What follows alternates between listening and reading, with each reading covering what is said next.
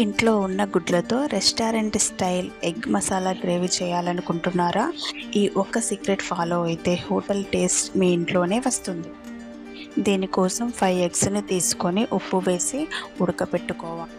ఇలా ఉడికించిన ఎగ్స్ని మొత్తం పొట్టు తీసేసి ఎగ్స్ చుట్టూ మొత్తము ఘాట్లు పెట్టుకోవాలి.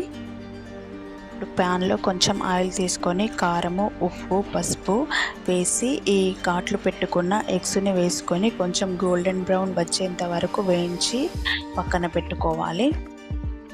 ఇప్పుడు ప్యాన్లో 2 స్పూన్స్ ఆయిల్ వేసి కట్ చేసి పెట్టుకున్న ఉల్లిపాయలు వేసుకోవాలి.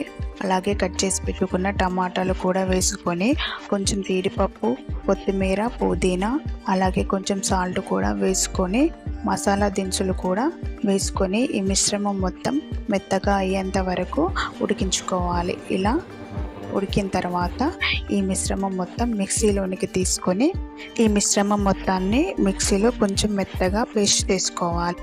ఇప్పుడు అదే ప్యాన్లోకి కొంచెం ఆయిల్ వేసుకొని అలాగే జీలకర్ర, బిర్యానీ ఆకు, సన్నగా కట్ చేసి పెట్టుకున్న ఆనియన్స్ వేసి గోల్డెన్ బ్రౌన్ వచ్చిన తర్వాత మనం మిక్సీ పట్టుకున్న ఈ పేస్ట్ను వేసుకొని కొంచెము వేగిన తర్వాత 2 స్పూన్ల కారము, ఉప్పు, పసుపు వేసి ఈ పేస్ట్ మొత్తాన్ని 2-3 నిమిషాల వరకు వేయించుకొని అలాగే మనం ఫ్రై చేసుకున్న ఎగ్స్ను కూడా వేసి కొన్ని వాటర్ పోసుకొని ఒక 10 నిమిషాల పాటు మూత పెట్టి ఉడికించుకోవాలి.